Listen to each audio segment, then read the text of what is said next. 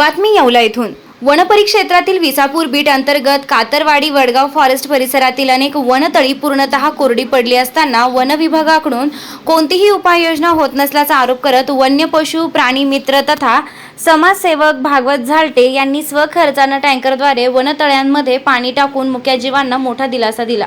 तब्बल 42 अंश सेल्सिअस तापमानामुळे जंगलातील हरिण, रानडुक्कर, मोर, ससे व इतर वन्यजीव पाण्याच्या शोधात मानवी वस्तीकडे वळत असून त्यांच्या अस्तित्वावर गंभीर संकट निर्माण झाले।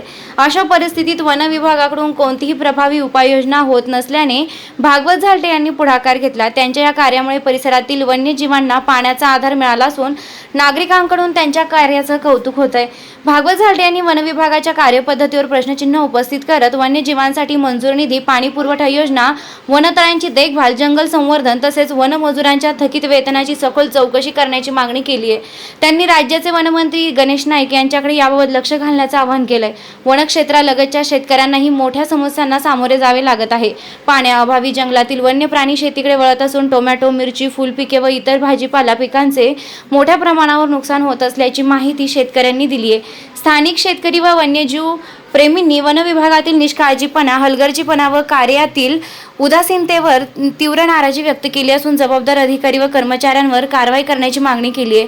मुक्या प्राण्यांना पाणी मिळावे यासाठी प्रत्येकाने पुढाकार घ्यावा, मात्र ही जबाबदारी शासन व वन विभागाचीही तितकीच आहे असं मत भागवत झालटे यांनी व्यक्त केली आहे। वन्यजीवांच्या संरक्षणासाठी आणि पर्यावरण संवर्धनासाठी केलेल्या उल्लेखनीय कार्याबद्दल भागवत झालटे यांचे सर्व स्तरातून अभिनंदन होत आहे। वृत्तसंकलन समाधान केदारे, कार्यकारी संपादक, देवळा।